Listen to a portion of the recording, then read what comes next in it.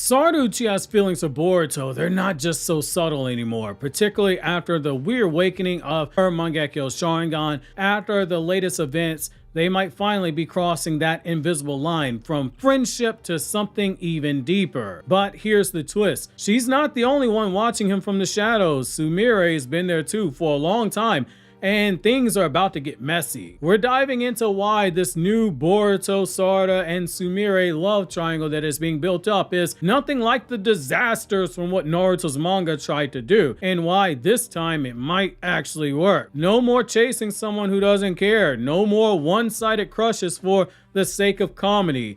This time, it is personal, it is emotional, and it is explosive when you get down into the nitty-gritty of everything. So, is Sarada falling in love right now? And if she is, what does it mean for Sumire? What does it mean for Boruto himself? Who's going to be the odd man left out? Who's going to be the cat lady between these two girls? Join me in today's newest Naruto Explained video, where we're going to take a deep dive into why Sarada's feelings for Boruto, they're trending romantic, and how her Mangekyo Sharingan that embodies love, and why her emotional journey is one of the more underrated arcs in Boruto 2 Blue Vortex. And for the sake of transparency, because this is a shipping video, number one, I don't care about ships, but I talk about them because that's what you guys like. And then number two, if we get a huge development with Sumire, I'll do the same thing for her.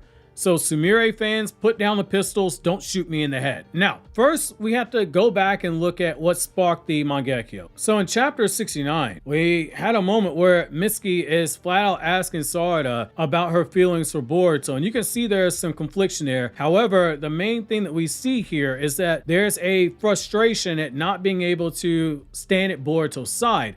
That was a moment that was foreshadowing her eventual awakening of the Mangekyo Sharingan, which a huge crux of that entire conversation was purposely set up by Ikemoto to start planting the seeds in the possibility that Sarada, she might have a feeling about Boruto. When she thinks about Boruto, she feels some kind of way, and that's consistent with what we saw from a cut scene from the Mujina Bandits arc, as well as the Vessel arc that the anime never showed you. Reason number 500, I say when the anime comes back, they need to start over from scratch and adapt only the manga, because the anime took liberties. And some of the stuff they got cut out the anime is relevant in the manga right now. Fast forward to chapter 80, the entire village, it is turned against Boruto. Sarada is one of the only people who is immune to omnipotence. The other one at the time being Sumire, not counting people like Damon and Otsutsuki related characters. She's pleading with her father to protect him. In that moment, a sheer emotional trauma and devotion, her eyes, they awaken the Mangekyo Sharingan. The Sharingan has always been tied to love. But not just any love, a love so deep it turns trauma into transformation. Whether it's Itachi and Sasuke's brotherly bond, whether it's Obito's love for Rin, the pattern, it is consistent. And now it is romantic love with Boruto and Sarada. Now, let's be very clear here. There are different types of love. We all know this. We all acknowledge this. To leave that out is to be disingenuous. However, as longtime viewers of the channel, you've heard me say repeatedly, Japanese is a very context-heavy language. It is a beautiful language, but it is extremely nuanced. Translating is more than just verbatim translating word to word. It's both in context in the story you have to consider, as well as the cultural context when translating the language, and this is no difference, which is why in the chapter review, I pointed out how Ryu's translation, when he called Sarada crazy, in the Japanese, one of the translations you can get, he refers to her as being someone who is an emo girl who is obsessed with her love life. Because again, with Japanese being translated into English, it's at the discretion of the translator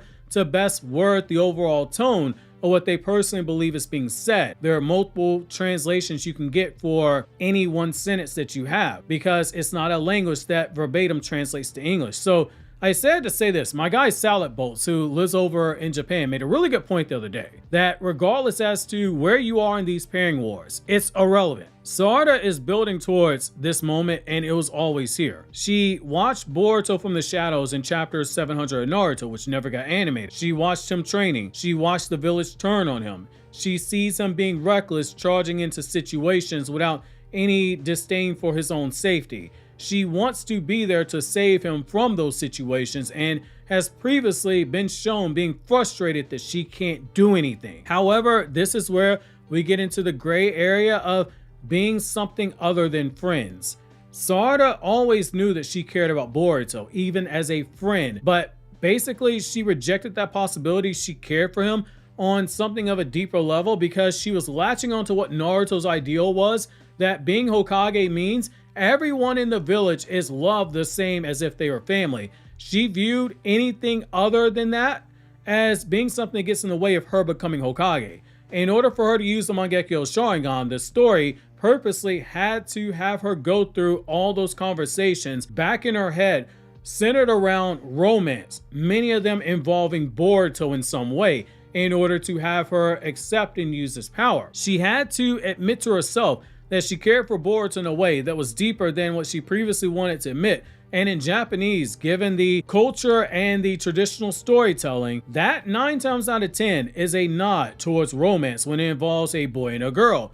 And given the context, it's basically saying that Sarada's love for Boruto is much deeper than just saying it is pure romance, which that doesn't mean it's not romance only, that it's something deeper than that. Think of it like a multiplier of the love emotion, if you will. It is a progression and it is pure love. Starting out as a childhood friend who used to get on her nerves, to her beginning to understand him as they served on the same team, to now coming to admit that there was confusion in her heart for all those feelings, to now being seen in a more romantic light. This is a deeper situation than a girl just falls to a boy. This is being set up where, regardless as to if it ends in a pairing or not, that love is something that is steeped deep in the soul. There's more to it when you go deeper into the culture, which is what we're going to do now. So to get what I mean here, we have to look at language, we have to look at symbolism and Japanese cultural cues. So in chapter 21, Yodo basically tells Sarada that Boruto is at the heart of everything inside her heart, at the center of the heart. That language mirrors how Yodo herself clearly feels about Shinki, suggesting romantic affection. So when she makes that comparison, the subtext is strong. Let's add in some of the Japanese cultural nuance. Physical affection. So like Sarada jumping into Boruto's arms. That's not just a cute moment. As I talked about on the Is Sumire Gaslighting Sarada video, in Japan, open affection is usually only reserved for couples or family, especially if it is spontaneous in public. You typically hug someone that is not family in that situation if it's a survivor of shared trauma. Sumire's jealousy, when Sarada does that, it says it all. Then when you go to earlier in the chapter flashback, Chocho is directly asking about a boyfriend. When you look at it, it prompts Sarada to get flustered. From a writing perspective, particularly in the context of this chapter, you don't do that one scene randomly. Everyone knows Sarada's goal is to become Hokage, but this one was done particularly to plant the seed of conflict in Sarada's mind, because she views those potential feelings as a weakness to achieving her goal. It's the same stubbornness that Sasuke alluded to in the prologue for Akatsuki Hiden, Evil Flowers in Full Bloom, which never got animated, by the way. He reveals that he knew he loved Sakura by his own words on the night that he left Konoha in part 1, but he needed to bury those feelings in order to pursue his goal. He was that locked in. Sarada is just as stubborn as her father. Arguably, she's even more stubborn than her father, because legend has it Sakura is a bit of a stubborn bitch as well. Sumire also asked if Sarada got jealous about other girls like in Boruto. These small moments, they build a consistent emotional arc: denial, realization, and eventually acceptance. This is where you have to look at that chart from denial to acceptance. So this gets more powerful when you realize that Sarada didn't start off as acknowledging her feelings, yet the story was prodding her in that direction. In chapter 69, Mitsuki asks her, hey, do you like Boruto? And she deflects, and Mitsuki says like, hey, I don't get why you humans can't be so upfront about your feelings and emotions, because again, Mitsuki is a clone of Orochimaru. Sarada deflecting here, it wasn't necessarily about whether or not it's true. She says it herself. However she feels about Boruto isn't relevant. But what this really is, when you look at the character and read in between the lines, it's because she doesn't know how to face it just yet. All the context we've had in these last few chapters, it alludes to that. This emotional bottling becomes central to her trauma. She's not just witnessing the boy that she loves being haunted and hunted.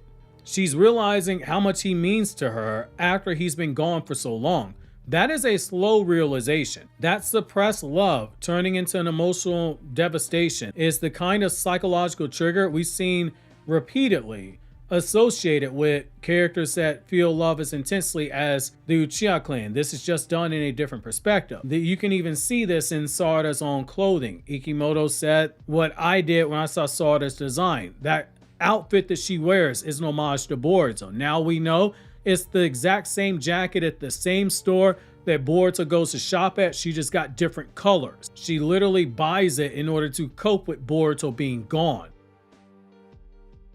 Love, at the end of the day, whether or not you want to trash it or not, it has always been at the core of Uchiha tragedy. But again, there are different types of love. You have the Itachi Sasuke moments, the Obito and Rin moments, and now you have Sarada. Let's go deeper here. So again, every Mangekyo Sharingan user in the Uchiha clan, they have one common theme: a traumatic loss that is tied deeply to love. Obito's heartbreak over Ren's death, Shisui's betrayal and sacrifice. Shisui's betrayal obviously being, again, in the Itachi Shinen story of Midnight, we learned that Shisui let a friend die and felt guilty about it. Shisui's sacrifice being what eventually awakens Itachi's Mangekyo. Itachi's burden is what caused Sasuke to awaken his. It wasn't Sasuke killing Itachi, it was Sasuke learning the truth and replaying all those memories, and then he awakens the Mangekyo Sharingan. Sarada's love, while it is romantic, instead of it being familial or platonic, it follows this pattern. It's not the type of trauma, but it's the intensity of the love that is the core for what triggers this eye. This positions Sarada's Mangekyo not as a break from the Uchiha tradition, but as a powerful evolution of it, where love no longer leads to hatred, but it leads to protection and hope. Again, her Mangekyo Sharingan awakening is not a plot hole. You have been misled by a popular YouTube video. I'm not going to say the name, but you know the name. They got several things wrong in that video where they trashed it. So why this matters to Boruto's future? So this is a bit complex here. So Boruto's return, it shows the accumulation of Sarada's journey. She doesn't hold back. She runs into his arms. The moment says what words can't. It's a physical manifestation of all those bottled up feelings, and she was blushing and not understanding why she did it after the fact. That's why Sumire's reaction is so important. She's quietly shocked. She is obviously hurt. That's why she goes off on Sarada. This moment isn't about a rivalry. It isn't about a budding love triangle in that way, jealousy. It's about clarity. Everyone can see that Sarada's heart's made its choice, except for Sarada herself. And Boruto, that soft smile he gives, the way he hugs back, it may suggest that he might already know. Their future isn't about power, it's about a bond that might just reshape the entire ninja world. Whether or not that leads to something with Boruto and Sarada, that remains to be seen. You don't have anything else more concrete with Boruto there, just like you don't have anything more concrete in the manga with Boruto and Sumire, but this is why it brings me to the true anchor of this video, which is this is a love triangle done right. Let's address that elephant in the room. Love triangles in Naruto were famously undercooked. They were unseasoned chicken, unseasoned raw chicken being served on a plate. As much as I love Naruto's manga, I don't give a damn what happened in the anime. As you guys know, I don't really care for either Naruto anime. I prefer the manga. So I don't care the extra scenes that the anime put in there to make you care about the various ships. In the manga, it was done horribly. We had the Team 7 triangle. Naruto liked Sakura. Sakura liked Sasuke. Sasuke liked revenge, but he also came to realize that he liked Sakura. Yet the emotional depth, it was lacking. When there was this unresolved tension that was built up in the fandoms with the Naruhina versus Naru Saku fan, something that Kishimoto himself said he tried to purposely stoke, it never fully played out in the manga. Most of the payoff came later on in Naruto the Last, which, spoiler, that was not fully written by Masashi Kishimoto. He came up with a small frame for the movie, and he passed that torch on to a group of shoujo writers because, by his own admission, he struggles with writing nuanced female emotions. He cannot write females by his own words. Tsunade, Granny Chio, great characters. But when it comes to this aspect of writing women, Kishimoto by his own words sucks. And this is where Boruto begins to shine.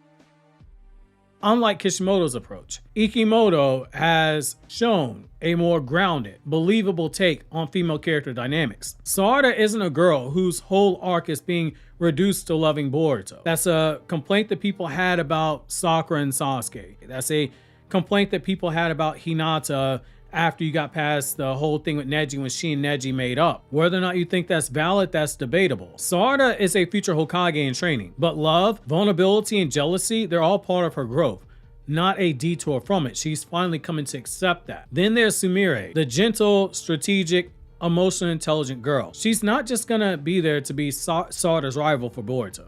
She already has her internal conflict, especially regarding Boruto and Sarada and Ada. Her jealousy when Sarada hugged Boruto wasn't cartoonish or toxic. It was right there. It was both subtle, grounded, and human. And it also makes that moment where when Ada's asking, hey, don't you ever think about Boruto like that? And Sumire, before Sarada can even interject, she's like, hey, remember, we're on a mission. You can go back and look at that and say Sumire might have already been suspecting that Sarada might like Boruto, did not want to get that Sarada Boruto train starting, so she jumped in right there to say, Sarada, we're on a mission, keep your head on your shoulders. It's an indirect way to prevent a seed from being planted there. That is a very human thing to do. That is right in line with those games that teenage girls will play. This triangle, even though it's completely incomplete right now, Boruto, Sarada, and Sumire, it actually feels like three people, three teenagers dealing with love, duality, and survival during an age where shinobi are collapsing.